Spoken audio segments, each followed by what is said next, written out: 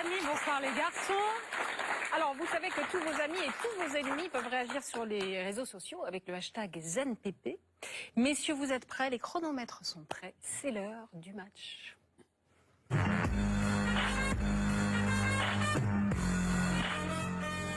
Il n'y a pas que François Fillon qui fait des mea culpa. Regardez. Ce sont des mémoires, et ça n'est pas que de l'histoire. Ce sont des mémoires chaudes, ce sont des vies. Alors je suis désolé de vous avoir blessé, pour certains de vous avoir offensé, parce que je veux être président. Je vous ai compris et je vous aime. Parce que la République, elle doit aimer chacun.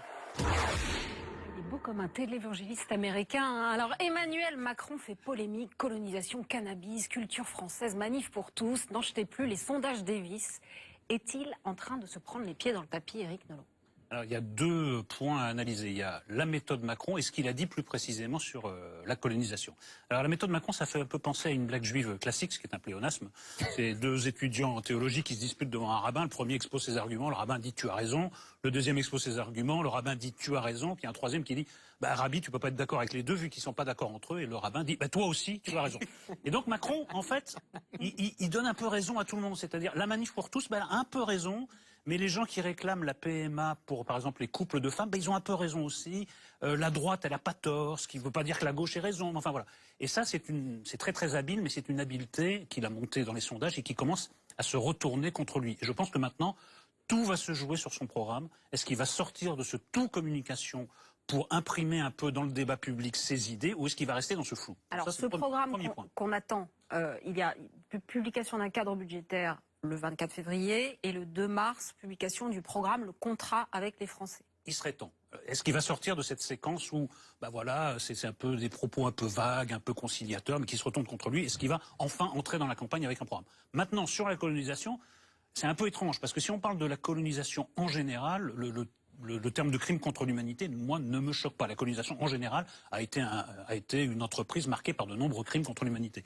S'agissant de la colonisation en Algérie, ça mérite quand même un peu plus de subtilité et de discernement, même s'il y a eu des actes qui relèvent des crimes contre l'humanité, les enfumades de Bugeaud, les massacres de Sétif, etc. Moi, ce que je ne peux pas pardonner à Macron dans cette séquence, c'est de l'avoir dit en Algérie. Ça, je trouve, c'est catastrophique de le dire à l'étranger et surtout en Algérie, et ensuite d'en avoir rajouté avec « je vous ai compris », reprise d'une parole du général de Gaulle, les pieds noirs, on leur dit ça, ils montent tout de suite au rideau, et ensuite il l'a repris un peu sous la forme d'une blagounette, et je trouve que voilà, le sujet mérite autre chose que de faire des... Eric, on vous sent très pigné. Parce que je suis pas d'accord avec Nolot. Donc voilà. Alors, moi je pense, contrairement à ce que dit Eric, que il donne pas raison à tout le monde. On peut croire que effectivement un coup la manif pour tous, un coup, mais finalement il y a une ligne, peut-être malgré lui, moi que je définirais par ces deux phrases qui sont pour moi fondamentales et qui font que contrairement à vous deux, je n'attends pas spécialement son programme. Pour moi c'est plié Macron. Je sais exactement qui il est, d'où il parle, comme on disait dans notre jeunesse, comme disaient les marxistes dans notre jeunesse. Je sais d'où il parle. Et ces deux phrases, elles sont il n'y a pas de culture française et elle est diverse. Et 2, la colonisation est un crime contre l'humanité. Mais vous, il vous parle. Il a dit dans le l'Obs qu'il vous parlait. Oui, non, il a dit qu'il acceptait de me parler, ce qui est trop d'honneur. Mais est-ce que c'est le cas? On s'est croisés dans des restaurants parisiens 30 secondes. Donc moi, je suis civil. Je parle même à Nolot, c'est dire que je peux parler à Macron. Mais bon, donc pour l'instant, ça n'est pas allé plus loin. Mais je serai toujours prêt à parler avec lui. Et je lui dirai, d'ailleurs, ce que je vais vous dire là, c'est que en disant ici d'ailleurs, et en disant il n'y a pas de culture française, on sait très bien dans quel camp il est. Il est dans le camp des gens qui disent qu'il n'y a pas de nation française, qui disent qu'il n'y a pas de peuple français.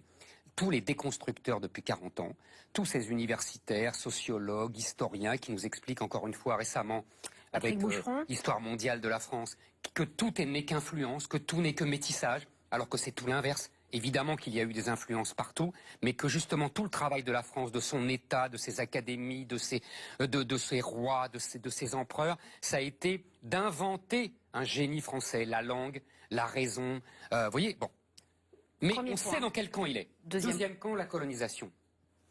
Alors là, si la colonisation, comme dit Nolot et comme dit Macron, est un crime contre l'humanité, c'est l'humanité tout entière qui n'a cessé de commettre des crimes contre elle-même. C'est vrai. Parce que l'histoire de l'humanité, c'est l'histoire des colonisations. Absolument. Tous les peuples ont été colonisés, tous les peuples ont été colonisés. On est d'accord, là.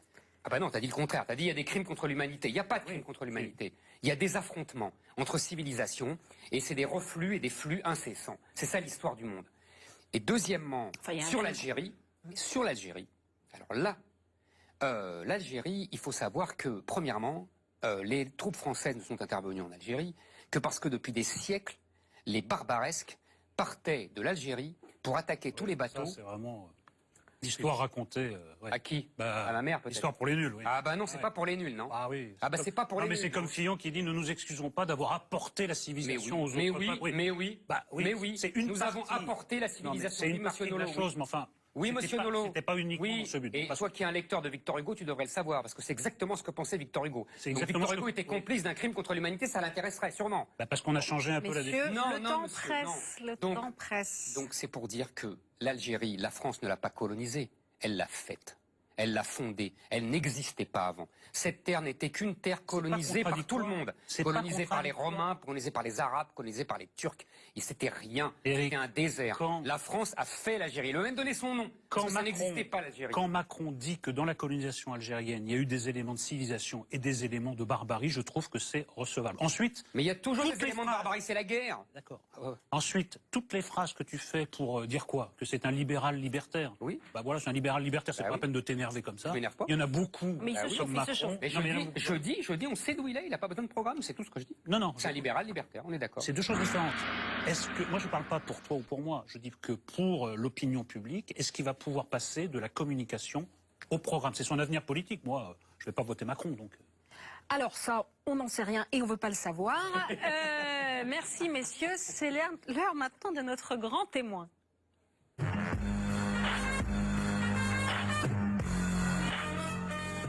Depuis la fin du siècle des Lumières, plusieurs penseurs et philosophes ont théorisé la fin de notre monde. Kierkegaard, Paul Valéry, Hermanès, Frédéric Nietzsche en décrivent l'inexorable déclin. Alors juste la fin du monde? Pour en parler, leur héritier est notre grand témoin Michel Onfray. Mais avant de le recevoir, voyez son anti-portrait par Gaël Atlan. J'ai passé le bac, j'ai fait de la philo et je n'en suis pas sorti. Depuis 30 ans, Michel Onfray, votre vie, c'est en effet la philo. Et encore plus avec les universités populaires de Caen que vous avez créées en 2002. Mais depuis septembre, vous n'êtes plus seulement un philosophe, vous êtes aussi le fondateur de votre web télé pour, dites-vous, rendre visible le travail de ces universités et accessoirement échapper au culte de la petite phrase. Il m'est arrivé d'être le clown de service. On est invité, mais pour se faire frapper. On se fait insulter, on se fait mépriser. Et certains ont même songé à vous brûler. La faute, selon vous, au système médiatique. Les journalistes, ils sont même victimes de ce système. Moi, je trouve que les journaux sont très très vaches. Michel, c'est un taureau en liberté, quoi, c'est tout. Et donc, oui, c'est compliqué pour les chers médias parce que, voilà, on peut difficilement l'attacher. Mais il faut dire que vous avez un peu donné le ton. Il faut philosopher au marteau. Pourtant, avant de marteler, vous avez aussi trinqué, dégusté et n'avez pas été toujours ce philosophe polémiste. Un anarchiste, il met une cravate? Mais absolument, il y a des petits poussins jaunes sur ma cravate. Le public vous a d'abord connu jouissif avec une série d'ouvrages célébrant la philosophie hédoniste. Pour moi, c'est un personnage totalement prométhéen. C'est-à-dire, il nous ressort comme ça régulièrement des livres, mais je dirais presque que c'est des livres de toute une vie. En 2010, vous sifflez la fin de la récré en vous attaquant à Freud, vous affolez le monde de la psychanalyse, mais ce n'est rien à côté de la colère que vous pouvez provoquer chez les responsables politiques. Politiquement, vous n'avez pas de famille. Déçu par Besancenot puis Mélenchon, vous dites préférer la pensée politique à l'homme. Quand ce philosophe, Michel Onfray, explique qu'au fond, il vaut mieux Alain de Benoît, qui d'une certaine manière a façonné la matrice idéologique du Front National, que Bernard-Henri Lévy, on perd les repères. C'est un propos de crétin. On me dit, vous ne choisissez pas dans ces trois gauches-là, donc vous n'êtes pas de gauche. Si vous n'êtes pas de gauche, vous êtes de droite. Puis si vous êtes de droite, vous êtes même d'extrême droite. Il y a des gauches dont vous ne parlez jamais. La gauche des paysans qui font des coopératives, des mutualisations. Une gauche qui est la mienne, qui est la gauche anarchiste de Proudhon. Libre et libertaire, vous êtes bien décidé à ne pas voter aux prochaines élections. D'ici là, vous ne resterez sans doute pas en marge des débats politiques, avec ou sans petite phrase. L'ironie, c'est pas une fin en soi. Le bon mot, c'est pas une fin en soi. Moi, je pense qu'il faudrait redire des choses politiques, redire des choses qu'on ne dit pas. Et c'est justement pour dire des choses que Michel Onfray, on vous a invité. Voici Michel Onfray. Bonsoir. Bonsoir, le taureau en liberté. Alors bonsoir Michel Onfray. Vous publiez ce mois-ci le 2e tome de votre brève encyclopédie du monde, Décadence chez Flammarion. D'habitude, Éric Nolot n'aime pas les suites, mais là, il est emballé. Vous êtes prêts? C'est l'apostrophe de Nolot.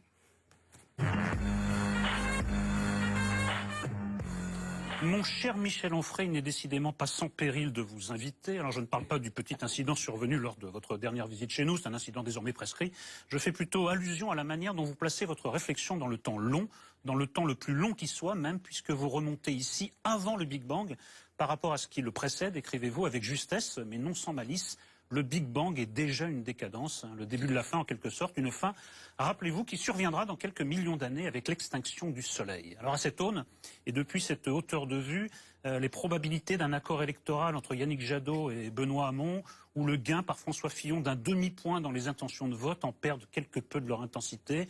Le lecteur que je suis vous remercie pour cet ouvrage phénoménal. Le chroniqueur que je suis aussi ne vous remercie pas pour avoir ruiné par avance les 200 prochaines éditions de Zemmour et Nolot.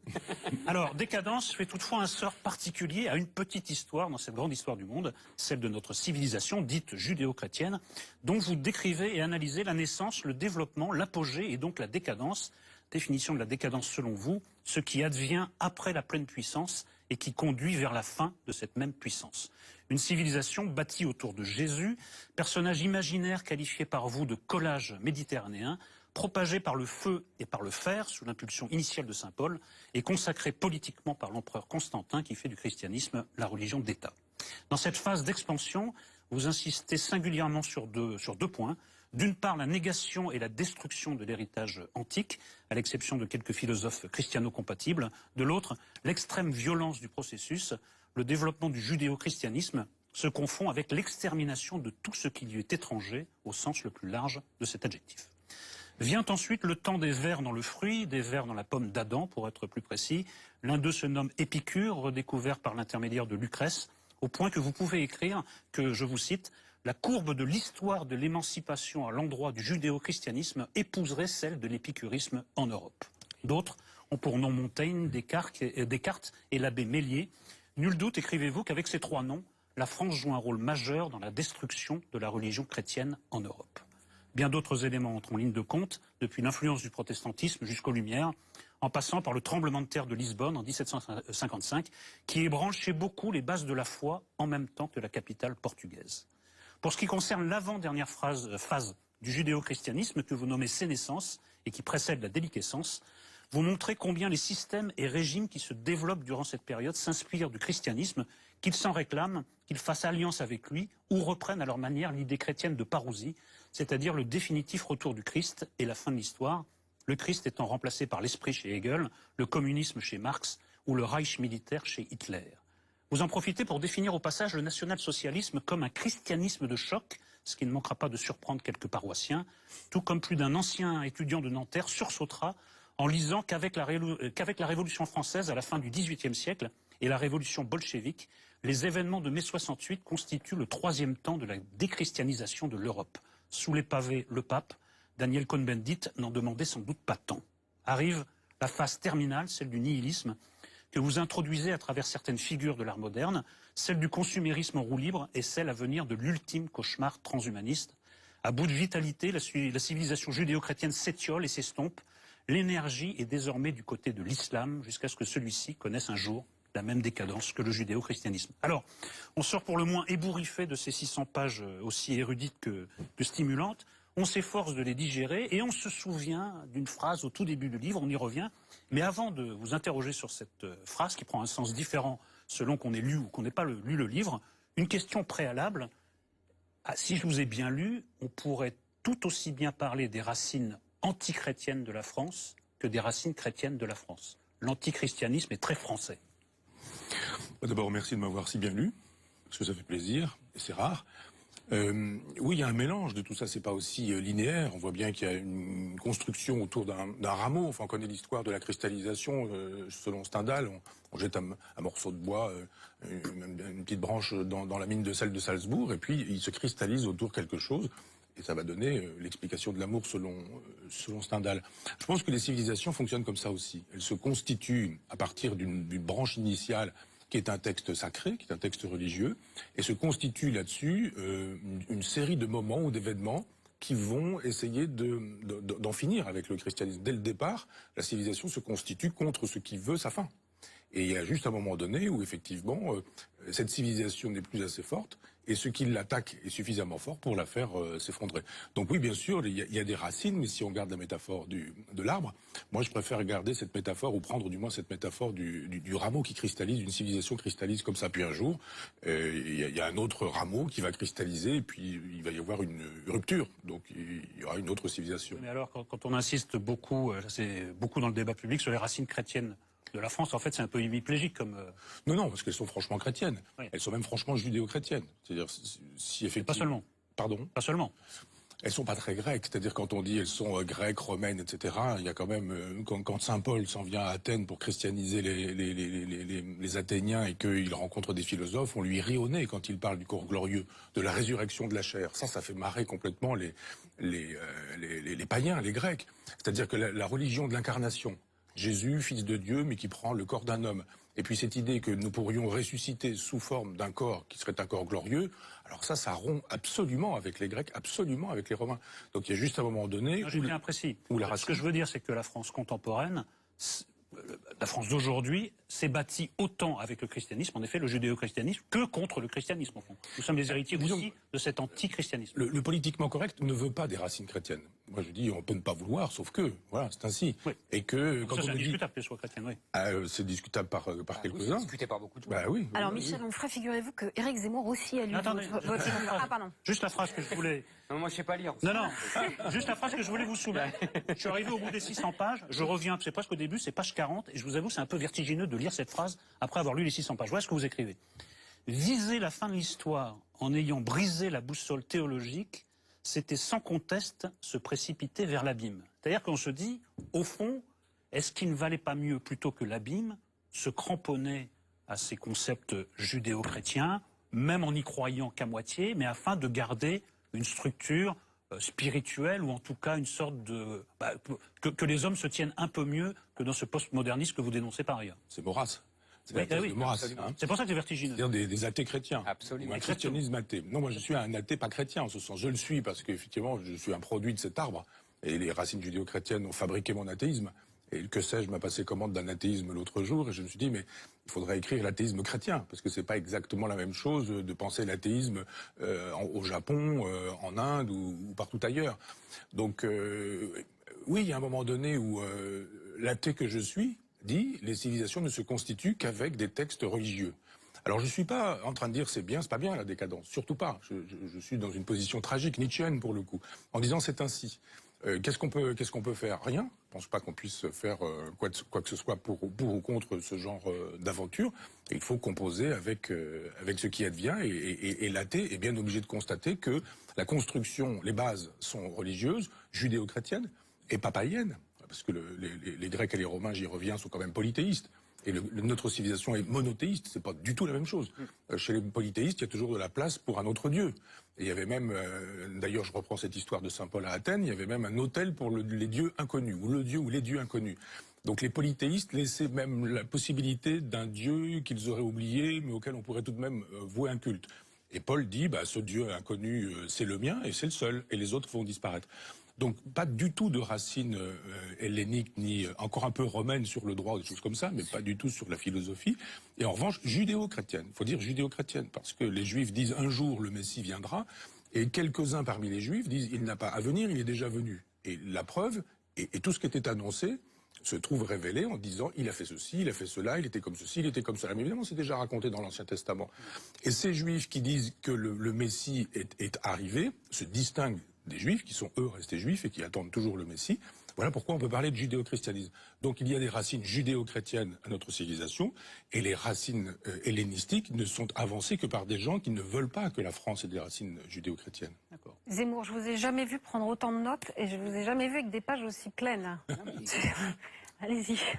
C'est très compliqué pour moi de débattre avec Michel Onfray parce que dans toutes ces phrases, je passe du désaccord absolu et de l'accord enthousiaste. Donc, pardonnez-moi, hein, mais c'est comme ça. Donc c'est très compliqué pour moi et je vais essayer d'être le plus clair possible.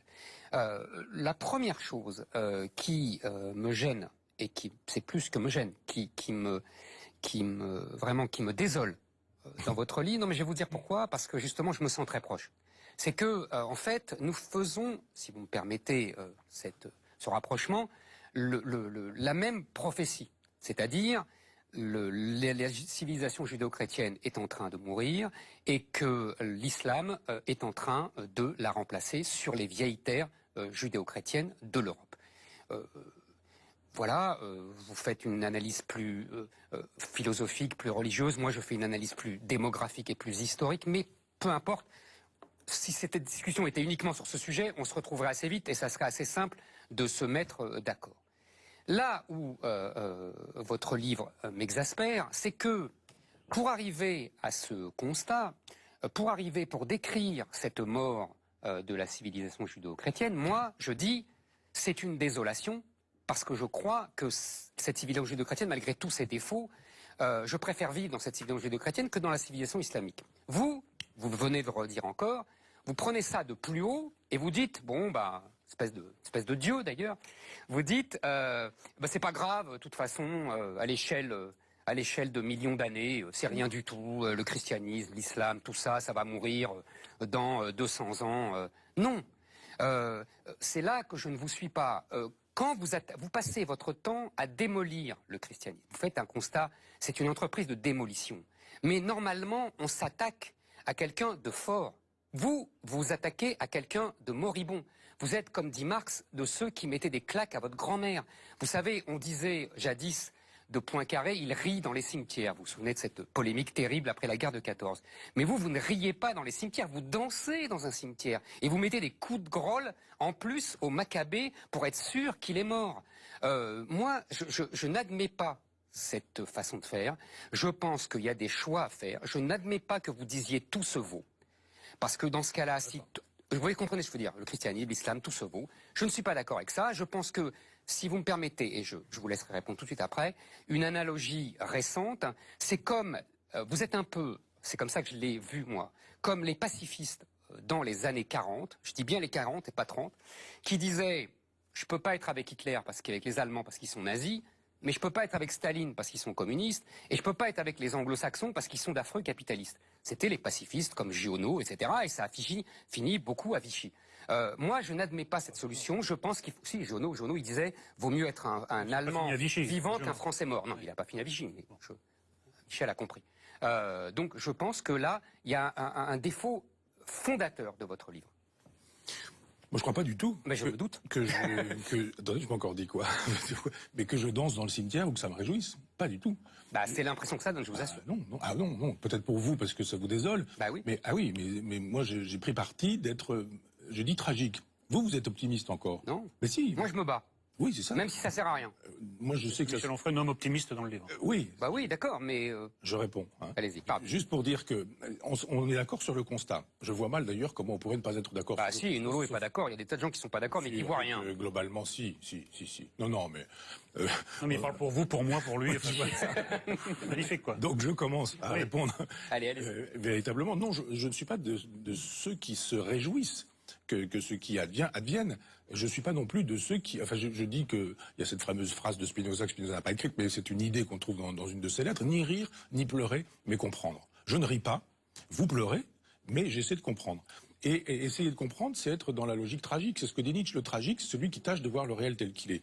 Je ne donne pas des coups de pied au christianisme par plaisir. C'est pas moi qui invente l'Inquisition, c'est pas moi qui invente l'index. Ah non, mais moi je suis pas d'accord avec vous. Attendez, je réponds.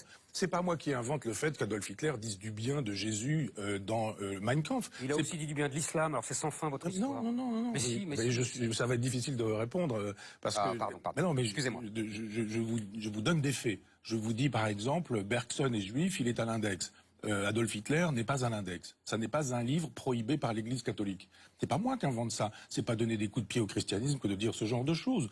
Pie XI écrit une encyclique extraordinaire parce qu'elle est critique à l'endroit du national-socialisme. Il meurt entre deux. Il manque des signatures. Oui, il manque des signatures.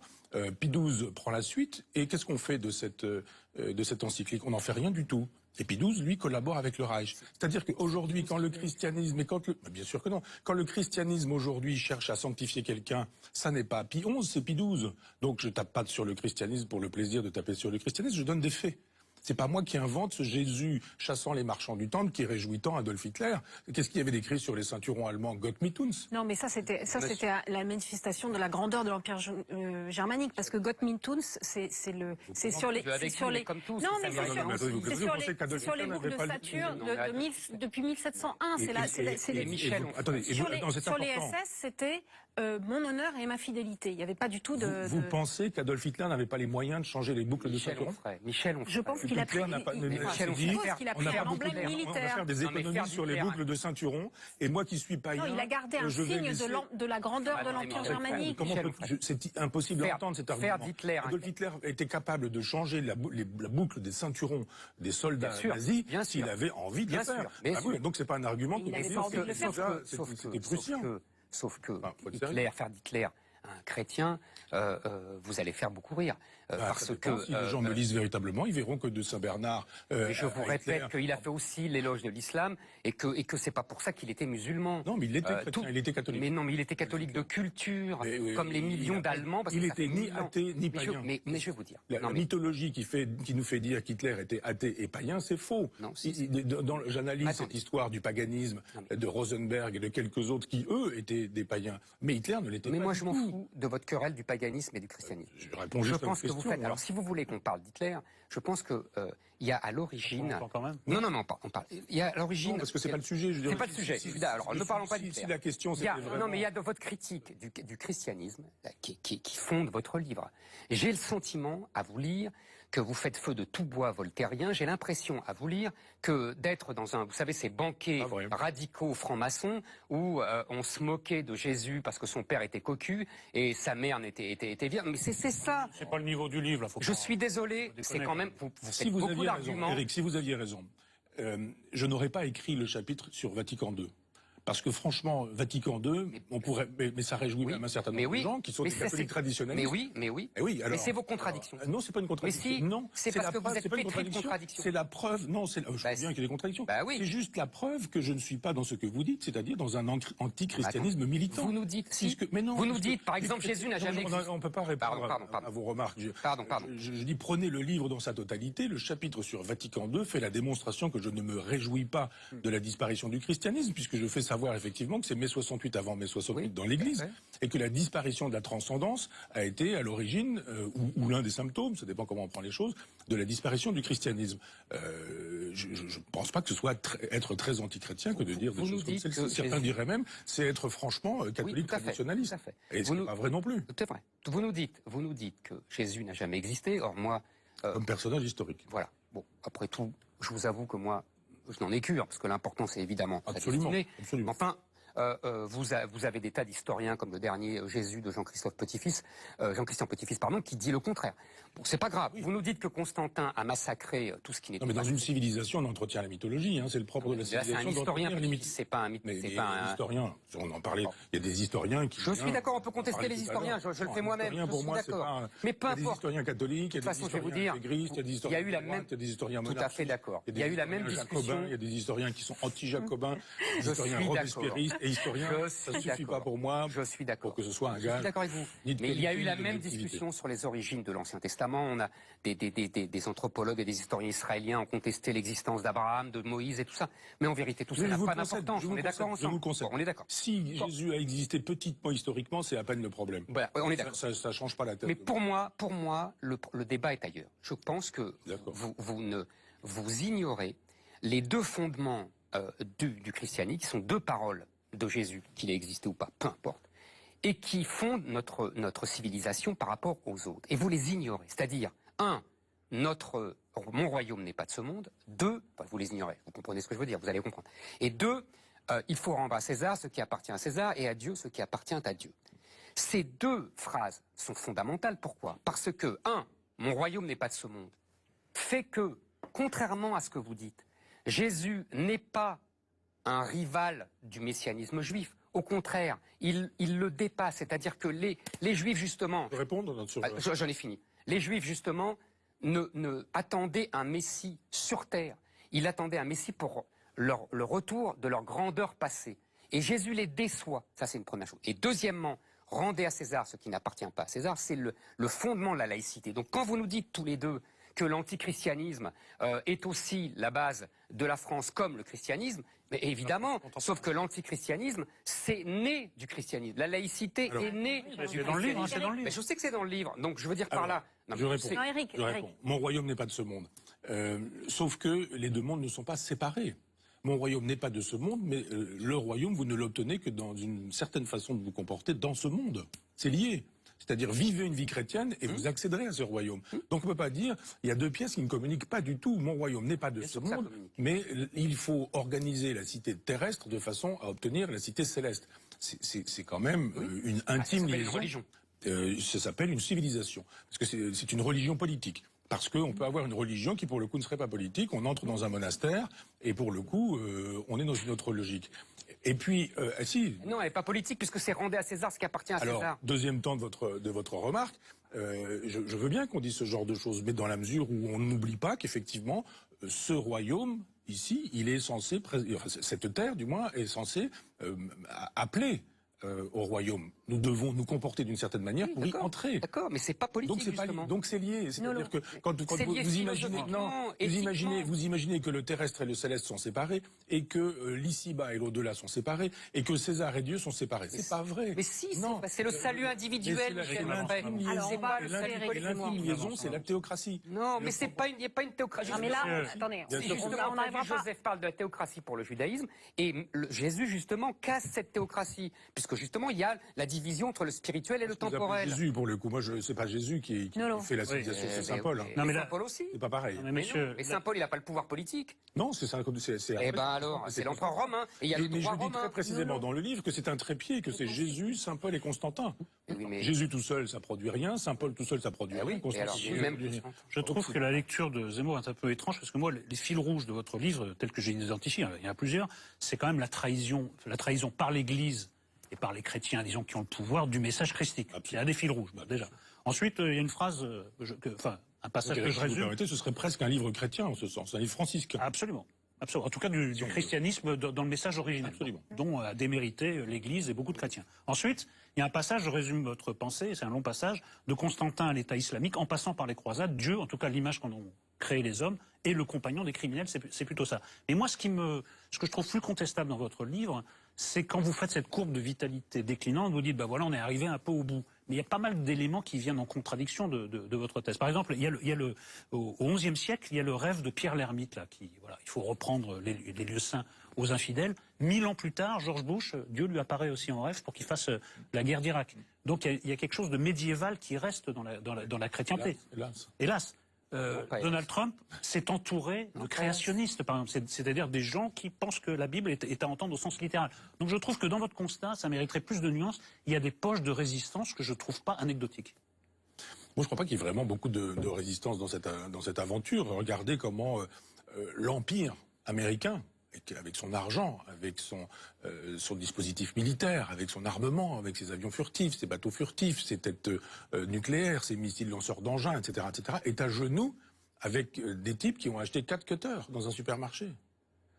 C'est-à-dire que Oui. ceux qui Ça, c'est sont la guerre capables- asymétrique, c'est pas la guerre C'est une spirituelle. guerre ça. asymétrique, sauf qu'elle est capable de mettre l'Amérique à genoux, et que quand l'Amérique est à genoux, c'est l'Occident qui est à genoux. C'est-à-dire que le moindre terroriste aujourd'hui qui décide de faire exploser une bombe au passage d'une manifestation sportive, par exemple, et qui fait quelques morts, c'est l'Amérique qui est à genoux. D'accord, mais Donc, spirituellement, mais si vraiment la civilisation occidentale était forte, ils auraient réglé le problème militairement rapidement, ils auraient détruit tout ça, comme ça s'est fait dans les 650 pages que je raconte, et puis on serait passé à autre chose. Ce qui attaque le christianisme s'est trouvé attaqué lui-même par le christianisme tant qu'il était fort. Le christianisme aujourd'hui n'est pas fort. La preuve, c'est que le calendrier, il n'est pas fait par le vous ne répondez christianisme. pas sur la résistance spirituelle. Vous avez... C'est pas une résistance spirituelle, ça, pour moi. Ah bon Non. Ah bah, écoutez, Dieu lui apparaît en rêve. Non, lui a pas parlé. Enfin, ça, en rêve, C'est exactement ce qu'il a dit. Non, pas du tout. Oui, born again, Oui, qu'il soit né à nouveau. Non, mais il y a toute cette vitalité, en effet, des nouveaux chrétiens aux États-Unis. Je trouve que vous l'évacuez un peu rapidement. Oui, parce que, pour moi, on verra ça avec Trump, mais ce sont des prête-noms, ces gens-là. C'est-à-dire, les gens qui ont le pouvoir aux États-Unis, c'est pas le président de la République. Regardez Obama. Pendant 2 mandats, il a fait quoi? Il a représenté l'Amérique. Pour les médias, c'était formidable, extraordinaire. Mais qui pilote finalement? L'argent, les banquiers. Aujourd'hui, c'est extraordinaire. Trump, ça ne m'étonne pas. C'est un milliardaire. Il parle pour le peuple, il prétend défendre le peuple, c'est un milliardaire. Regardez comment se passe aujourd'hui, comment ça se passe avec la banque, avec Wall Street, c'est formidable. Donc il y a effectivement des individus qu'on met au devant de la scène pour la mythologie. Et Bush, c'était la mythologie. Derrière, il y a les vendeurs d'armes, il y a l'argent, il y a les bénéfices qu'on fait en bombardant les populations. Il y a cette idée que quand on ravage, moi je suis normand, hein, j'ai vu ce qu'était la Normandie, enfin j'y étais pas, hein, mais je veux dire, j'ai connu la durée, mais j'ai vécu même à Argentan suffisamment longtemps, qui est une ville de la reconstruction, pour savoir ce que ça voulait dire, détruire des villes, détruire l'histoire, détruire le patrimoine, détruire les bombardements américains, pour une raison bien simple, c'est qu'après ils ont reconstruit tout ça en faisant, eux, des bénéfices, en relançant leur propre machine avec la destruction de notre propre pays. Et en plus, c'est moche. Donc, absolument. Donc, c'est ça qu'il faut voir dans George Bush, c'est-à-dire la marionnette et les autres. La marionnette du capitalisme militaro-industriel qui détruit, qui balance des bombes, qui fait des guerres, qui crée des guerres au cas où il y en aurait pas. Caution spirituelle. Oui, absolument. Et puis après, devant, on met un amuseur qui nous dit « j'ai eu un rêve, vous avez raison », et puis qui dit « je buvais, j'étais un libertin, d'un seul coup, Dieu m'est apparu, il m'a dit il faut y aller, etc. » Tout ça, c'est parfait parce que ça masque très bien ce qui se passe véritablement derrière, le pouvoir de l'argent, le pouvoir de l'armée, le pouvoir des militaires, des fabricants d'armes, etc. Et la spiritualité, pour le coup, c'est mis en avant comme cache-sexe. Il me semble que vous traitez des sujets qui n'ont rien à voir. Nolo vous a lancé sur l'Amérique, oui. L'Amérique a raison, c'est le dernier chapitre aussi. Oui, bien sûr. Ça se fait marre de Jésus. Non, mais bien donc sûr. on peut aussi bien parler de l'incarnation de Jésus que de George Bush. Je suis d'accord. Ce que je veux dire, c'est que les croisades, c'est pas George Bush qui le premier en a parlé, c'est les gens de Ben Laden et de l'État islamique qui nous appellent les croisés. Parce que eux ont une mémoire longue et que pour eux, et d'après moi, ils ont raison, il y a un conflit de civilisation qui date de la naissance de l'islam, et donc bien avant les croisades. Je suis d'accord. On est d'accord là-dessus. Deuxièmement, les croisades... Et ça peut se résoudre autrement que par la guerre. C'est ça qui nous distingue probablement. Je pense que les conflits de civilisation ne se règlent jamais sans la guerre. Il y a des moments dans l'histoire où il n'y a pas de guerre. La diplomatie. Oui, vous avez raison. Plus de diplomatie, mais la parce que diplomatie, vous savez, ça vient après la guerre en général. Non, ça évite les guerres. S'il y a de la guerre, c'est parce que les diplomates n'ont jamais évité les guerres. Hein. Non, parce que c'était pas des bons diplomates. Mais simplement, vous savez, les affrontements entre les hommes se règlent toujours par la guerre depuis Caïn et Abel. Moi, je ne crois que ça dans l'histoire de l'humanité. Ça sera que le philosophe que j'essaie d'être croit à autre chose qu'à la guerre. Pas moi. Non, je suis pas philosophe comme vous. Donc, non, mais je pense moi, je pense que c'est très couru la guerre. Non, c'est pas très couru, c'est l'histoire de l'humanité. C'est la puissance de la testostérone. Ben oui, absolument. Eh ben moi, je préfère le cerveau. Mais le cerveau, c'est la testostérone. On a les glandes qu'on peut. Moi, c'est ma glande, c'est le cerveau. Et je préfère effectivement considérer que chacun. Vous savez, vous connaissez le mot de Surcouf aux Anglais, qui lui disait les Français se battent pour l'argent et les Anglais se battent pour l'honneur. Et Surcouf répondit chacun se bat pour ce qu'il n'a pas. Voilà. Donc les croisades en plus. Moi, à remplacer. Elle vous plaît celle-là, c'est bien. Je vous la donne. Pour donc les croisades, si vous voulez, en plus, je pense que les croisades ont sauvé l'Europe. Moi, j'ai pas du tout votre vision négative des croisades. Moi, je pense que s'il n'y avait pas eu les croisades à partir de 1095, 1915, je pense que l'Europe aurait été islamisée beaucoup plus vite, car Constantinople allait tomber, et dans ce cas-là, tout le reste allait tomber. Donc moi, je bénis les Ce sont deux stratégies. La première, c'est on va faire la loi chez les gens. Non, Ou on va pas faire deuxième, on évite que les autres fassent chez les autres. Faire deux phrases bout à bout, mais oh non, c'est pas vrai. La première stratégie, c'est de dire on va faire la loi chez les autres, et la deuxième, c'est on va la faire chez soi. Eh bien, moi, je suis pour cette idée qu'effectivement, on fait la loi chez soi, mais qu'on n'a pas à la faire chez les autres. Moi non plus. Je suis pas pour la faire chez les autres. Simplement, je veux pas qu'on la fasse chez moi. C'est pas franco-français. Non, mais les croisades, c'est une réponse à une offensive islamique. Mais c'est pas une offensive. Mais si. Mais c'est pas une offensive. C'est allé jusqu'en Espagne. Mais non, il y a des lieux saints, enfin qu'on appelle saints parce qu'il y a la mythologie. Mais bien sûr que si. Oui, mais c'est Jérusalem qui est l'enjeu. Oui, mais ça c'est le prétexte. C'est parce qu'ils allaient prendre Constantinople et qu'ils allaient déverser sur l'Europe occidentale. C'est le lieu saint que revendiquent d'ailleurs aujourd'hui les trois monothéismes. Je veux dire. Le problème de Jérusalem, c'est ça. Mais ça reste aussi le problème. Et c'est le problème qui dure et qui continue. Et je pense qu'il faut laisser les gens gérer leur propre politique pour que nous puissions gérer la nôtre. La diplomatie, c'est ça. Qu'est-ce qu'on va faire dans tous ces pays? C'est un autre sujet. Non, c'est exactement le même sujet. C'est exactement le problème. Non, je vous assure que c'est maintenant, sur le plan politique, à un moment, vous expliquez que en réalité, on a beau s'agiter dans tous les sens, les optimistes, les pessimistes, tout ça est un peu écrit, ça suit un cycle. Donc ça expliquerait pourquoi vous vous engagez pas en politique, parce qu'au fond, c'est pas à cette échelle-là. C'est plus à cette échelle-là que ça se joue, en fait. Non, les vrais débats politiques ne sont pas posés. C'est-à-dire, je suis en train d'écrire un livre qui est une chronique là des présidentielles, donc je me suis farci la totalité des primaires, en long, en large et en travers. On ne parle pas de l'essentiel. L'essentiel, c'est la souveraineté. C'est la nation, c'est le pays, c'est son devenir, c'est l'histoire, c'est la vision, c'est quelle place voulons-nous, qui sommes-nous, la question de l'identité française, c'est ça le vrai problème. Tout à fait d'accord. Et le problème, c'est... Ça, je suis tout à fait d'accord. Pas du tout. Non, personne n'en a parlé. Peut-être mal posé. Le problème, c'est les fonctionnaires. Il en faut pas. Combien en faut-il? En faut-il en plus? En faut-il en moins? Moi, je suis plus à droite que vous parce que j'en supprime plus. Ah, moi, j'en supprime un peu moins. C'est ce qui distinguait Juppé de Fillon. À gauche, on a des gens qui nous disent, non, les fonctionnaires, il en faut au contraire beaucoup. Donc moi, j'en embaucherai. Vous en embauchez combien? Moi, j'en embauche pas, etc. Dans le débat public, on a beaucoup entendu parler, au moins avant la primaire. Avant la double narration de frites. Oui. Non, mais la vraie question politique pour les présidentielles, c'est est-ce qu'on continue dans la configuration européenne, libérale? Si oui, la politique n'est pas possible, la politique n'est pas pensable, donc ça sert à rien de nous faire croire qu'on va changer de politique en votant pour machin ou pour bidule, ou alors on dit non, on va recouvrer de la souveraineté, parce que la souveraineté, c'est la possibilité de faire de la politique. Sinon, on nous dit il n'y a pas de politique, c'est le libéralisme qui est l'horizon indépassable. Comme jadis, on nous disait le marxisme est l'horizon indépassable. Là, on nous dit, même schéma, le libéralisme est l'horizon indépassable. Et si on nous dit, mais votre libéralisme, regardez, en fait, les 25 ans de Maastricht, faisons un bilan. Pas du tout, parce qu'on nous dira, si ça se passe mal, c'est parce qu'il n'y a pas eu assez de libéralisme. Comme on nous disait, il y avait du goulag parce qu'il n'y avait pas assez de marxisme. Donc je dis, si vraiment le schéma c'est ça, c'est vous allez choisir votre maître, je ne vais pas choisir mon maître. Mon cher Michel Onfray, on vous dira, arrêtez d'être un observateur, devenez un acteur. C'est à chaque fois, on revient là-dessus. Non mais moi je veux bien. Parce que vous dites, c'est absolument pas représenter ce que je voudrais dans le débat.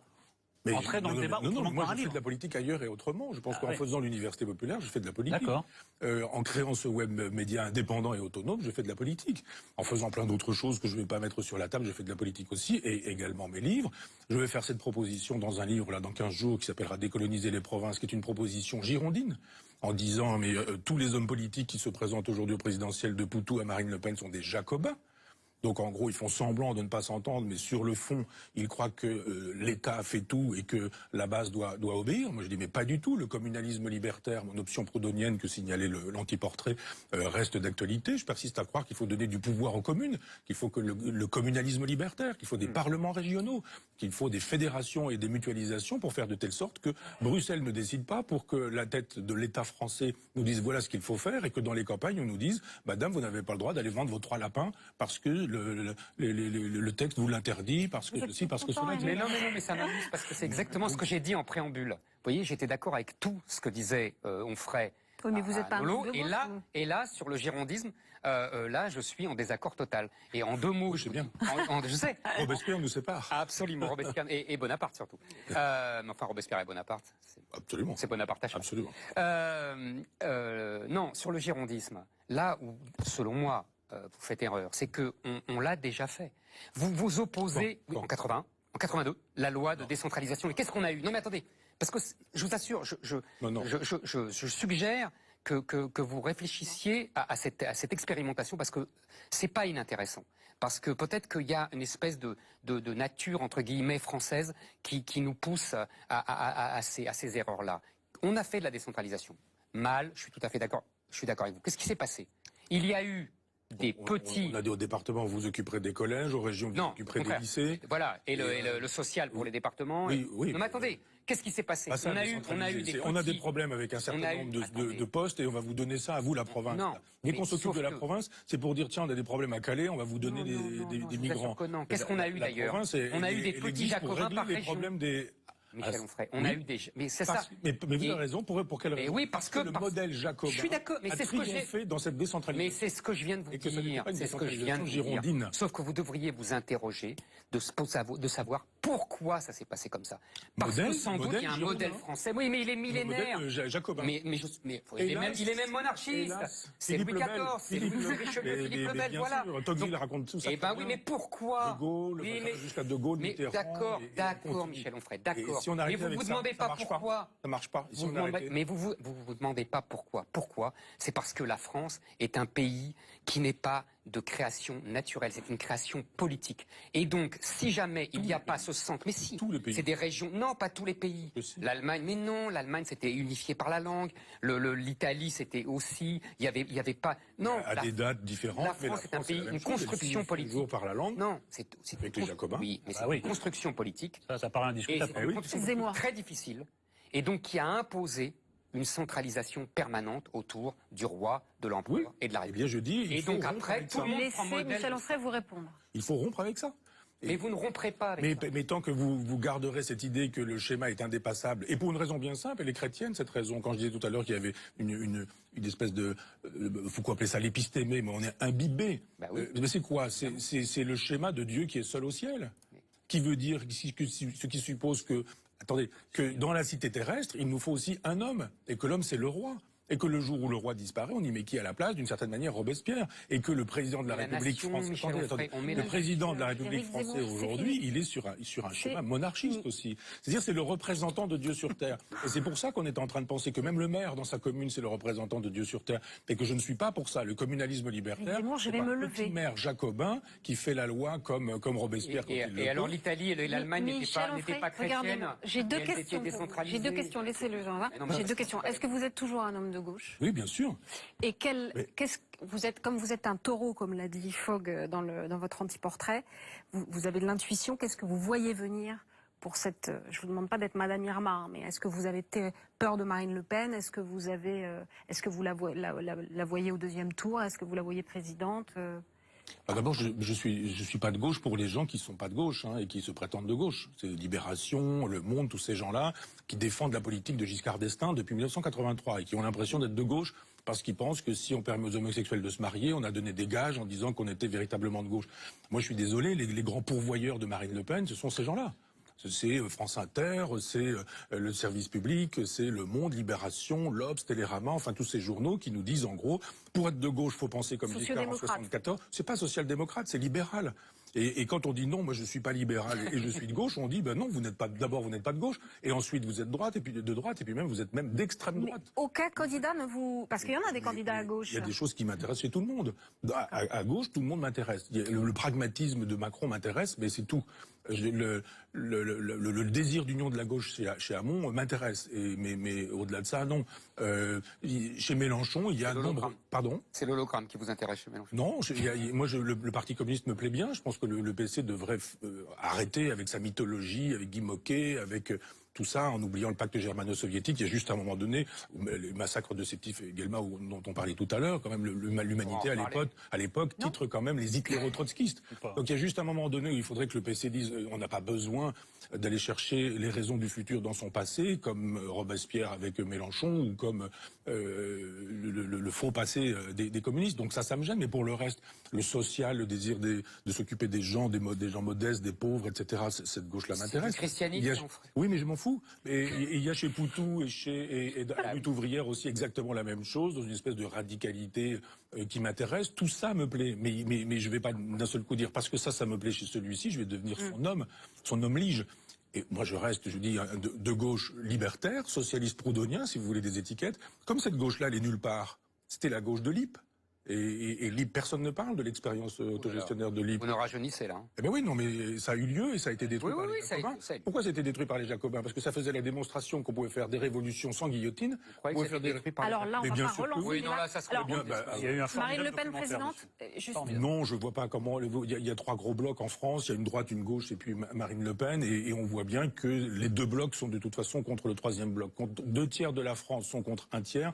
Au 2e tour, de toute façon, j'entendais Pierre Laurent ce matin qui disait que s'il y avait un Fillon-Le Pen au 2e tour, il irait voter Fillon. Je le dis beaucoup plus vite que lui parce qu'il a mis 30 minutes pour le dire, mais il a fait savoir qu'il ferait barrage au fascisme parce qu'il avait écrit un livre qui allait paraître et qui, etc. Enfin voilà, ils vont tous voter, ils vont tous être d'accord pour voter contre Marine Le Pen.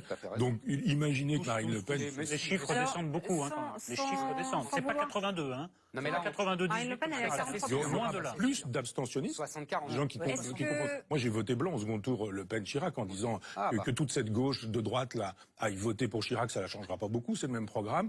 Mais moi pas. Moi je suis de gauche, je vote pas à droite. Et puis par ailleurs, je fais des choses. J'ai créé l'université populaire pour cette occasion-là. Donc moi j'ai fait mon boulot, que les autres fassent leur boulot, et je ne voterai pas. Comme ça, je n'aurai pas à voter Fillon contre Marine Le Pen au 2e tour des présidentielles. Très bien, merci. Merci d'être venu sur ce plateau. On avait très envie de vous entendre sur d'autres sujets, avec Zemmour notamment. Vous expliquez qu'il y a une infantilisation de la société, et pour lui c'est une féminisation. Moi j'aurais bien... Alors est-ce que vous reviendrez... Les femmes sont des enfants. Oui, non mais c'est ça. Non, pas du tout. C'est pas ça. Mais alors là, on va pas relancer. Ah bah alors, bien ne sûr, parle pas alors. Non, C'est toi qui as parlé. Je demandais à Michel Onfray s'il voulait bien... Non, mais s'il voulait bien revenir cette saison, il ne répondra pas. Non. Mais pour parler de tout ça, parce qu'il y a quand même encore beaucoup de choses sur lesquelles vous faites... C'est assez marrant, vous faites un constat qui est le même, et vous avez une vision différente des origines et des... J'ai fait une heure de radio avec les Canadiens hier, et on me disait vous êtes le Zemmour de gauche. Et j'avais l'impression de m'insulter, et je me suis dit, le concept est très intéressant. Et donc, effectivement, faisons une émission sur ce qui distingue un Zemmour de droite et un Zemmour de gauche. Exactement, on fera ça dans quelques instants. Tanguy Pastureau, mais auparavant, voici notre invité politique. De recevoir Christian Estrosi, le président de la région Provence-Alpes-Côte d'Azur. Cette question lancinante, les sarkozystes sont-ils de retour? Regardez cette question qui fâche de Gaël Atlan. Vous connaissez sans doute la formule de Diderot. On croit conduire le destin, mais c'est le destin qui nous mène. C'était le 4 janvier dernier, 2 semaines avant le Penelope Gate, et cette première question, l'affaire Fillon sera-t-elle ce destin qui peut ramener les sarkozystes dans le jeu? Moi, ce que je peux vous dire, c'est que le climat de la relation entre Nicolas Sarkozy et François Fillon est un bon climat aujourd'hui. Ça n'a pas toujours été le cas, comme chacun le sait. Et moi, je suis heureux de voir que ce climat, en quelque sorte, est à l'image du rassemblement de la droite et du centre. Depuis le déjeuner entre Nicolas Sarkozy et son ancien Premier ministre la semaine dernière, les frondeurs d'hier peuvent-ils devenir d'éventuels alliés? François Fillon, dans son grand rassemblement, a exclu les sarkozystes du temps passé, c'est-à-dire ceux de la montée en puissance vers 2007 et du quinquennat. Dati, Hortefeux, Estrosi, on ne refait pas l'histoire avec les grognards du temps passé. D'où cette interpellation de Christian Estrosi au début de l'année. Il n'y aura pas de projet victorieux pour la France qui passe par une perspective de déclassement pour une partie des Français. Le mot social n'est pas une grossièreté. En janvier, Christian Estrosi, l'éternel sarkozyste, mettait déjà en garde le gagnant de la primaire et son programme qu'il jugeait trop libéral. Depuis, d'autres ont rejoint le camp des frondeurs, mais ne les appelait pas ainsi, surtout depuis le Fillon-Gate. Eux se contentent de constater la réalité. Le doute s'est instauré aujourd'hui. Et c'est vrai qu'il y a un profond malaise. Il y a des électeurs qui nous quittent tous les jours. Et je les entends. Je sens la colère qui gronde. Quelle place peuvent désormais jouer les frondeurs? Ont-ils déjà influencé la campagne? Hasard ou coïncidence, le discours de François Fillon s'est droitisé, comme l'atteste cette proposition, longtemps portée par Nicolas Sarkozy. Si les nouveaux délinquants mineurs se conduisent comme des adultes délinquants, alors il convient de les traiter comme tels en supprimant l'excuse de minorité et en abaissant la majorité pénale à 16 ans. Après le temps des accusations, puis celui des excuses, viendrait donc celui de la stratégie. Appelé à l'aide, le sortant peut-il être un atout? Si oui, sera-t-il le dernier va-tout de François Fillon? Et cette question qui fâche, l'aura de Nicolas Sarkozy pourrait-elle relancer la campagne de François Fillon? Voici Christian Estrosi. Bonsoir. Bonsoir, monsieur Estrosi. Bonsoir. Bonsoir. Estrosi, les garçons, Estrosi. Voilà. Alors, Les garçons, c'est bien, vous avez vu, on a progressé. Hein. Vous publiez « Il faut tout changer » chez Albin Michel, qui est un livre d'entretien avec Maurice Safran. On va en parler, mais d'abord, réponse à la question qui vous est posée dans le sujet. François Fillon est-il désormais un candidat sous la tutelle de Nicolas Sarkozy? Absolument pas. Je le souhaite pour celui qui pourrait être le futur président de la République française. Je crois que pouvoir revendiquer son indépendance, sa pensée, sa personnalité est essentiel. En même temps, je pense que ce qui s'est passé... Il a appelé à son secours quand même la semaine dernière. Ils ont déjeuné ensemble, ils ont... Non ? Il ne peut pas y avoir de victoire pour qui que ce soit sans avoir réussi à rassembler l'ensemble des éléments de sa famille politique d'abord. Mais justement, vous aviez des doutes? Oui, j'avais des doutes parce que j'ai eu le sentiment qu'au soir du 29 novembre, François Fillon a plutôt pris une orientation qui consistait à rester campé sur son programme des primaires pour avoir accompagné Nicolas Sarkozy aux primaires. Il était clair entre nous que nous avions un projet pour une primaire de droite que nous avons porté pendant plusieurs semaines, dans lequel j'ai cru et qui était celui dans lequel je me reconnaissais le plus et auquel j'ai apporté ma contribution, notamment sur les aspects innovation, production, industrie et économie. Mais là, vous doutez plus. Et qu'une fois passé ce cap, si nous l'emportions avec Nicolas Sarkozy, ensuite ce serait une deuxième étape, celle où il faudrait se tourner vers tous les Français et rassembler le plus largement possible. Donc rassembler un nombre de voix à l'intérieur de l'électorat de la droite et du centre pour arriver en tête, c'est une chose. Avoir une majorité de voix dans ce qui est annoncé, c'est-à-dire un second tour contre Marine Le Pen, c'est autre chose. Je sais que beaucoup doutent de la victoire de Marine Le Pen. Moi, je fais partie de ceux qui craignent et qui redoutent la victoire de Marine Le Pen. Et pour cela, et pour être moi-même l'exemple vivant d'un combat que j'ai mené il y a un an au sud, là où Xavier Bertrand l'a mené au nord, et si nous avons fait ce choix qui était celui de nous battre dans les deux régions où une Le Pen pouvait l'emporter et non pas de nous présenter aux primaires, en tout cas en ce qui me concerne, c'est parce que je jugeais cette échéance essentielle à la contribution que je pouvais apporter pour notre victoire de 2017. Estrosi, deux choses sur ce que vous venez de dire. La première, je trouve assez cynique de dire il y a un programme pour la primaire et il y a un programme pour la présidentielle. Ça veut dire j'ajuste mon programme aux électeurs. Je trouve ça assez cynique et même malhonnête. La deuxième chose, c'est que vous dites j'ai mené le combat contre une Le Pen et j'ai empêché une Le Pen de gagner, mais vous ne dites pas à quel prix. C'est-à-dire que vous vous êtes quand même mis dans la main de la gauche qui a fait voter pour vous et qui vous a fait gagner. Et je ne pense pas que ce soit ainsi dans de bonnes conditions politiques. Monsieur Zemmour, vous utilisez des termes très violents d'abord. Violence cynique, c'est pas une insulte. Ne regardez pas cette émission, monsieur Estrosi, parce que là, on est dans une forme de modération presque inquiétante. Oui, voilà. c'est plutôt un bisounours. Vous devriez nous regarder plus souvent. Dans ce cas-là, je me fais beaucoup de soucis. Nous aussi. Non, mais je trouve que le mot cynique de la part d'Éric Zemmour à mon égard est très violent. Je vois le débat dans chaque camp politique de cette présidentielle, où nous voyons que chacun cherche le moyen d'élargir. Bien sûr. Bon. Mais chacun est cynique.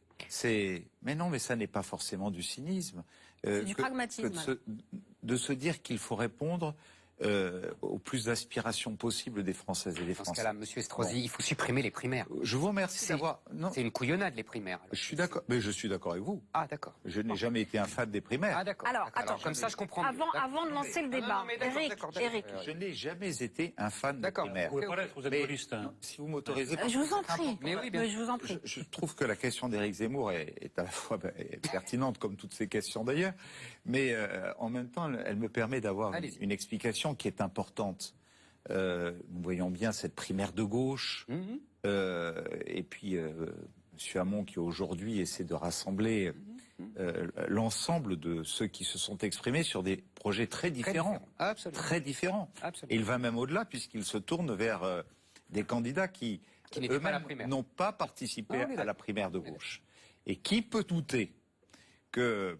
En tout cas, c'est mon combat politique aujourd'hui, je le dis. Je écris le livre dont nous allons parler aujourd'hui dans cet entretien avec Maurice Zaffran, en tirant beaucoup de conséquences d'abord de responsabilités que j'ai occupées ces dernières années, qu'elles soient au plan local ou au plan national, mais aussi de déréférences importantes. Ma campagne contre le clan Le Pen aux élections régionales en Provence-Alpes-Côte d'Azur, des méthodes, le mensonge, la tartufferie, et d'un autre côté, la tragédie du 14 juillet que j'ai connue dans ma ville, et où j'ai assisté à des mensonges d'État sur mensonges d'État, où je me dis comment dans une grande démocratie comme la nôtre, tout cela est possible. Voilà pourquoi je parle de « il faut tout changer », parce que j'ai l'impression qu'on est tellement en décalage profond avec la réalité de celle à laquelle aspirent l'ensemble de ceux qui souffrent. Les artisans, les petits patrons, les agriculteurs, les retraités, etc. Alors là, vous avez fait un grand détour. Revenez à moi. Ah, bah dis donc. On dirait une chanson de François Hardy, dis donc. J'en reviens à vous. Est-ce que allez, pas loin de 3 millions de voix sur 4 millions et quelques qui se sont exprimés aux primaires au second tour, si on peut considérer qu'une grande part de ceux qui avaient voté pour Nicolas Sarkozy au premier tour se sont reportés sur François Fillon, peuvent suffire à faire 14 millions de voix. La réponse est non, évidemment. La réponse est non. Bon. Et alors ? Et en même temps, nous voyons bien que dans un projet qui pouvait séduire une partie pour arriver en tête, ne se trouvent pas tous les ingrédients, et je vous remercie d'avoir illustré mon accueil tout à l'heure, en faisant un rappel de cet appel que j'ai lancé à François Fillon au début de sa campagne au mois de janvier dernier, sur cette ouverture sociale qui est une exigence, cette exigence de parler aux classes moyennes dans notre pays, dont j'avais le sentiment que dans son projet, il y avait un espace qui n'était pas rempli. Aujourd'hui, vous voyez bien que François essaie d'y répondre progressivement. Oui. Ça s'appelle vouloir rassembler sa famille, entendre, tout en gardant une certaine cohérence, puisqu'il faut trouver des points d'équilibre, notamment entre les dépenses et les recettes, pour financer un projet présidentiel. Merci beaucoup. Autre question très intelligente de Éric Zemmour, qui a passé la nuit à préparer ce qu'on appelle maintenant le légendaire QCM. QCM. Non, c'est pas du tout Éric Zemmour qui l'ait fait. Il déteste cette partie de l'émission, qui pourtant est très chatoyante. Et alors, les invités n'aiment pas non plus. Ah, mais ils adorent. Alors, je veux dire, ils adorent. Ils m'envoient des textos après. Alors, avec laquelle de cette citation êtes-vous d'accord? En démocratie, la promesse doit devenir un engagement. Christophe Bouton, philosophe. Celui qui dit des mensonges ne subsistera pas en ma présence. La Bible. Ou les promesses n'engagent que ceux qui les écoutent. Charles Pasqua, vous voulez où on veut en venir? On fait référence à la promesse non tenue de François Fillon de renoncer à la présidentielle s'il est mis en examen. Aucune des trois ne me convient. Bon. Je ne me reconnais dans aucune des trois. Au moins la troisième est drôle, c'est déjà ça. Mais la troisième, c'est vrai, souvent fait sourire. Et pour bien connaître comme vous, Charles Pasqua, qui a été un homme absolument extraordinaire et chez lequel je me retrouve. S'il est mis en examen, vous trouvez qu'il doit maintenir sa candidature à la présidentielle? Une mise en examen n'est pas une mise en cause, c'est un bénéfice du doute. C'est un bénéfice, une présomption d'innocence, plus exactement.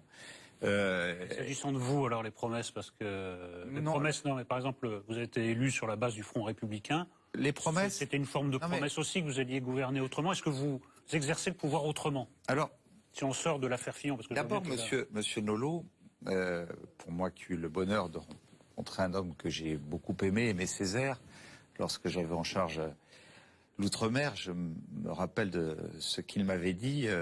Mes ancêtres étaient des esclaves, mais je ne suis pas esclave de mes ancêtres. C'est la réponse que je peux vous apporter. Je ne suis pas esclave de ce qui a été fait par le passé, par qui que ce soit et par un certain nombre de responsables de ma famille politique. Non, mais vous êtes pas tenu par les conditions de votre élection. Mais par contre, je sais ce que j'ai vécu pendant quelques années de vie politique. Peut-être que je sais qu'il y a une chose que n'acceptent plus les électeurs de notre pays en général, qu'ils aient plus un penchant pour la gauche ou pour la droite, c'est qu'une parole donnée ne se transforme pas en parole tenue. Si j'ai une devise... Justement, c'est exactement ce qui se passe avec François Fillon. La parole politique, elle est abîmée, là, quand même. Le sujet est différent. Enfin, oui, c'est quand même le même. C'est la valeur de la parole politique. On aspire à quoi? On aspire à de profonds changements pour notre pays. On voit que celui-ci ne change pas depuis 30 ans. Pourquoi? Parce que jamais, sous quelque gouvernement que ce soit, la parole donnée ne s'est transformée en parole tenue. Là, on vous donne deux exemples. Moi, ce que je voudrais, c'est votre réponse sur les deux exemples. François Fillon dit une chose. Je me retirerai à une seule condition, c'est si je suis mis en examen. 15 jours plus tard, il dit le contraire. Vous, je sais bien que c'est un autre registre, mais vous êtes élu avec les voix de gauche, il y avait une promesse de gouverner autrement, je vous demande si vous avez tenu votre promesse. Donc il y a deux sujets en effet très différents, Fillon et vous. Alors d'abord, que les choses soient claires. On ne parlait pas d'Aimé Césaire, parce que c'est vraiment par rapport avec l'un et l'autre. Les voix n'appartiennent à personne.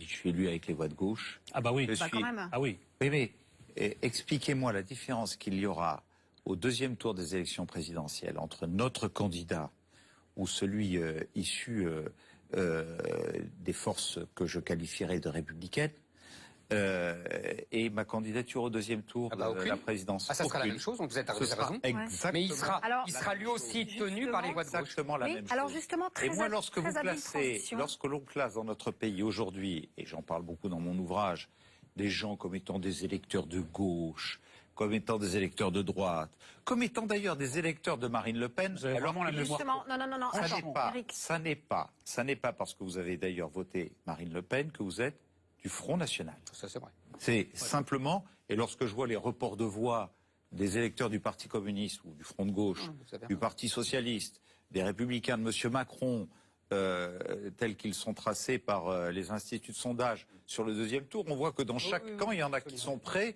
à basculer vers le Front National. Vous avez raison. Donc ça veut dire que les électeurs n'appartiennent à personne. Alors justement, question numéro 2, Monsieur Estrosi. Regardez, j'ai la caméra en face de moi, elle va me suivre moi.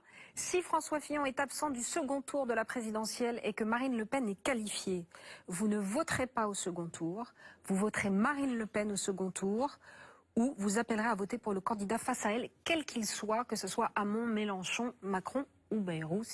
J'appellerai immédiatement, au moment de l'annonce du résultat, pour le candidat qui aura à affronter Marine Le Pen, qui serait la pire des choses pour notre pays. On ne peut pas faire plus clair. Voilà, je crois que c'est clair. Alors, Éric Nolot, vous avez lu le livre de Christian Estrosi, et est-ce que pour vous aussi, il faut tout changer ? C'est très étrange parce qu'il y a des tas de... Vous savez, quand on lit, on a tendance à mettre des choses dans la colonne plus, dans la colonne moins, puis il y a une colonne intermédiaire, on ne sait pas trop. Il est resté très scolaire. Oui, mais c'est un bosseur, quoi, voilà, complètement bosseur, quoi. Alors dans la colonne plus, il y a quelque chose d'indiscutable. Oui, je sais. C'est votre passion pour Nice et pour les Niçois, je trouve ça vraiment admirable. Dans la colonne moins... Il y a quelque chose qu'il faudrait vraiment que vous cessiez, c'est ce populisme à base de ressentiment, parce qu'il est question, toutes les 15 pages, d'une aristocratie parisienne, de 10 000 personnes qui tiennent la France, avec la complicité des intellectuels et des journalistes. Et je vais vous dire pourquoi je trouve ça insupportable, c'est parce que c'est basé sur le ressentiment. Je sais que vous avez été méprisé en tant que provincial, en tant qu'autodidacte, la fameuse blague autodidacte, puisque vous avez été champion de moto, mais il faut que vous arrêtiez de nous le faire payer, parce que ce n'est pas vrai. Cela dit, si je puis me permettre, Eric, vous avez pris tous les codes des hommes politiques parce que vous faites des phrases incoupables. Donc ça, vous êtes peut-être autodidacte, mais vous êtes... vous avez appris. Alors ça, c'est colonne plus, colonne moins. C'est vrai, il faut arrêter. C'est la force de l'autodidacte. Oui, mais cette dénonciation des élites en permanence, en plus sans argument. Je trouve que ça devient un peu préoccupant. vous soufflez sur les braises de ce populisme qui n'a pas besoin de vous pour s'enflammer. Mais pourquoi vous vous classez, alors que j'ai beaucoup de considération pour vous, dans cette catégorie? Mais je ne me classe pas dans cette catégorie. Mais si, puisque... Non, je trouve que vous faites un procès injuste. Concerné. Non, vous sentez concerné. Comme lecteur, je trouve que vous revenez à chaque fois sur ce sujet en disant il y a 10 000 personnes qui... C'est un peu un appel à l'épuration. Vous dites il y a 10 000 personnes qui empêchent ce pays de changer. Non, c'est un appel à la réforme. On parle je parlais tout à l'heure de paroles tenues par rapport à la parole donnée.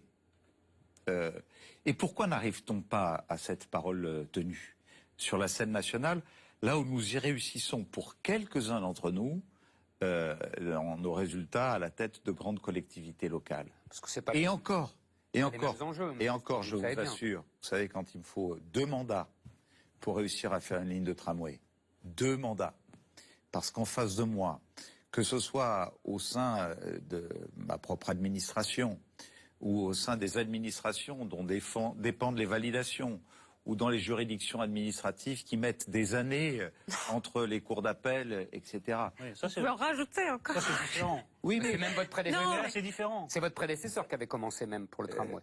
Là, c'est la bureaucratie. C'est pas ces dénonciations des élites. Je vous parle d'une nouvelle ligne. Ah bon, pardon. Je vous parle d'une nouvelle ligne, mais je pourrais vous parler d'un hôpital qui a mis 10 ans à sortir et sans lequel nous aurions eu une tragédie encore plus importante. On peut passer à la troisième colonne, monsieur Estrosi. Est-ce que vous trouvez normal, monsieur Nolot, que le président de la SNCF, sous les gouvernements de droite comme de gauche, reste le même? Est-ce que vous trouvez normal que quelqu'un comme monsieur Schramek, qui a été secrétaire général du Conseil constitutionnel, président du CSA, puis directeur d'un Premier ministre, puis aujourd'hui président du CSA, qui a occupé la tête de toutes les grandes institutions, ce soit toujours l'entre-soi, et que ce soit ces gens qui empêchent. Ça des politiques, ce sont ces gens qui empêchent. Eh bien oui. Le renouvellement de la classe politique. Alors, on va continuer. Pardonnez-moi, Eric, c'est moi qui vous pardonne. Il faut arrêter tout de suite. On n'a plus le temps. C'est parce que je veux changer ce système et que lorsque les électeurs s'expriment et qu'ils confient aux politiques de pouvoir réformer, il ne puisse plus y avoir une espèce d'élite qui empêche le politique de réformer. Alors, merci Christian Estrosi. Je rappelle le titre de votre ouvrage. Il faut tout changer chez Albin Michel. Mais nous, on ne change pas. Tanguy Pastureau qui arrive tout de suite.